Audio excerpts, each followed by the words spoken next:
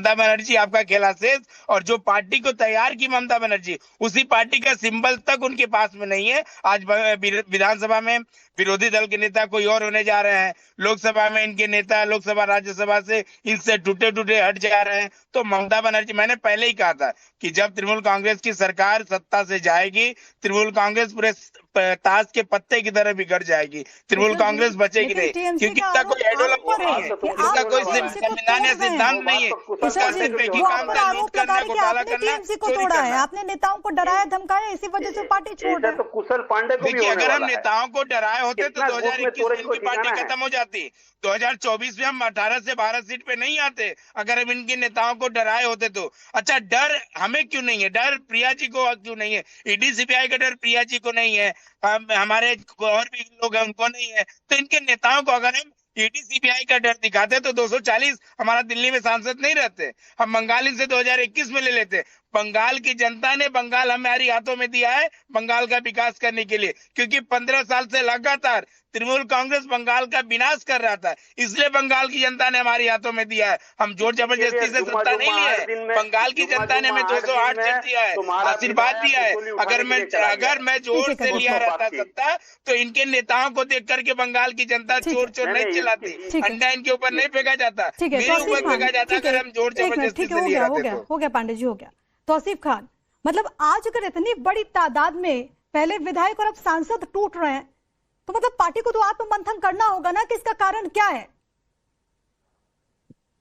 देखिए, पार्टी को नहीं, केवल और केवल जो नेशनल जनरल सेक्रेटरी के पद पे उन्हें आत्ममंथन करना होगा, क्योंकि 2021 से लेकर के 2026 तक पार्टी उन्होंने चलाया। भले ही पोस्टर ममता बनर्जी का रहा है, कोई भी फैसला कैमैक स्ट्रीट के द्वारा या आईपैक को साइड रख करके नहीं लिया जाता था पार्टी में, यह सच्चाई है। और ये बात सब जानते हैं, अभी टीवी में बैठे हुए संजय जी वो भी जानते हैं इस बात को कि ममता बनर्जी का सिर्फ पोस्टर इस्तेमाल किया था, उनकी कौन सी बात सुनी जाती है, कौन से लीडर को उनसे मिलने दिया जाता है। वो दीवार खड़ा हो गया है बीच में, अभिषेक बनर्जी आ गए अपने आईपैक की टीम को लेकर के, नए नए नेता को लेकर के। ऐसे ऐसे एमएलए हैं जिन्होंने, जो कहते हैं कि हमने पैसा दे करके टिकट लिया है, हम पार्टी की बात क्यों सुने। तो अगर आप ऐसा जुर्म करेंगे तो आपको तो भुगतना पड़ेगा। तो मंथन करने की बहुत बड़ी जरूरत है इसी बात पे कि आपने पहले तो आप समझिए कि आपने किया क्या और आपकी आइडियोलॉजी क्या है। ममता बनर्जी जब जीत कर आई थी, उनकी आइडियोलॉजी थी माँ माटी मानुष, जिससे लोग मुतासिर होकर के ममता बनर्जी के पीछे सारे लोग, बंगाल की जनता खड़ी हो गई थी, माँ माटी मानुष। लेकिन 21 के बाद से आपने माँ माटी मानुष को कितना फॉलो किया, या आपने केवल पावर का ही इस्तेमाल किया, पावर को ही दिखा करके लोगों को आकर्षित किया। तो अगर आकर्षित करेंगे पावर को दिखा करके, तो पावर जाने के बाद तो लोग जाएंगे ही। आज इतनी करप्शन का मुद्दा हो, चाहे सीबीआई के रेड का मुद्दा हो, चाहे वो पावर में रहने वाला लालच का मुद्दा हो, जो भी मुद्दा हो, आज तो ममता बनर्जी के कॉल पे भी लोग नहीं आ रहे। तौसीफ खान भी तो आपके साथ जीता जागता एग्जाम्पल है ना, मतलब तौसीफ खान ने भी तो कहा ना कि हाँ पार्टी में कुछ ऐसी चीजें थी, अभिषेक बनर्जी की वजह से ही इतनी नाराजगी हुई। मतलब जो नेता है, जो सांसद, वो कहते थे कि हम तो अभिषेक बनर्जी से बात भी नहीं कर पाते थे, मतलब इतना कॉर्पोरेट कल्चर आ गया था टीएमसी में। देखिए, मैं एक चीज आपको बताऊं, 2020 में मैं एक चीज बताया था। देखिए, जिस आईपैक को आप लेके आ रहे हैं ना, इसको इतना दम नहीं है जो अकेला, अगर हम लोग को संगठन नहीं रहेंगे तो जिता देंगे। अगर जिता सकते तो जनसूरज पार्टी गठन करके, तो आज बिहार में क्यों वो पीके मुख्यमंत्री नहीं बन पाया। हम तो बोले थे बंगाल में एक पार्टी होता है एसपीसीआई है, उस पार्टी को बंगाल में सत्ता में अगर आईपैक लेके आएंगे, अगर वो जहां से बोलेंगे हम चंदा कलेक्शन करने के लिए निकल जाएंगे, अगर लेके आ सकता नहीं। अगर आपको बूथ में संगठन नहीं है, कुछ नहीं है, इसके लिए 2021 के बाद तो हम भी साइडलाइन हो गए थे। आज पार्टी के में कौन है? हम ही, संजय सरकार जैसे आदमी हर चैनल में आते जाते रहते हैं।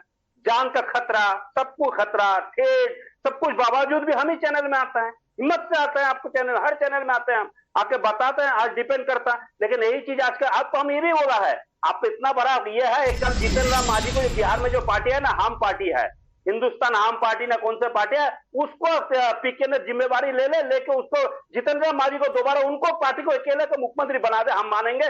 बहुत कुछ कर लिया आपको अंदर में, वो काम करके दिखाया आपने, जो जो भी बोलना चाहता है, जो भी टैक्टिस जो भी जब सरकार में थी पार्टी, आईपैक तब आई है जब सरकार में थी पार्टी, सरकार में लाने वाली तो ममता बनर्जी है और उनका मामाटी मानुस था। आईपैक को तो ला करके कब लाया गया, आप ही बताइए। तब लाया गया जब सरकार में 10 साल रह चुकी है पार्टी, जब ममता बनर्जी का लोकप्रियता बिल्कुल पीक पे है, तब आईपैक को लाया गया। किसके लिए लाया गया?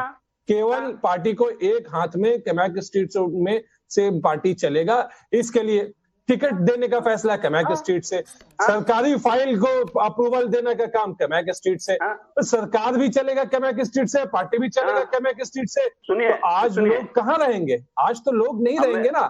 आप देखिए सारे बात जो आज एमपीज कह रहे हैं वो उनका दुख ये जल्दी से संजय सुनी नहीं गई। अगर बात एहतशामुल हक के पास जाऊंगी 30 सेकंड में आ रही हूँ। मैं आपको बताना चाहता, सुनिए, नॉर्थ बंगाल में हम मलाई घाटक को साथ में पार्टी के संगठन के काम करने के लिए किया 2022 में। हमने टी गार्डन में पहले घुसा, हमने देखा वहां पर काफी प्रॉब्लम है।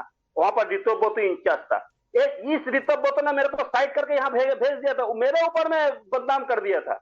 मैंने एक किया, बाद में एक भी आदमी बोला नहीं संजय सरकार मेरे पास कभी पहुंचे ही नहीं है, और गार्डन मालिक तो बहुत दूर के बाद है, वहां का मतलब जो तमाम जो कर्मचारी है उसके पास भी संजय सरकार कभी नहीं आया, सिर्फ खबर लेने गया।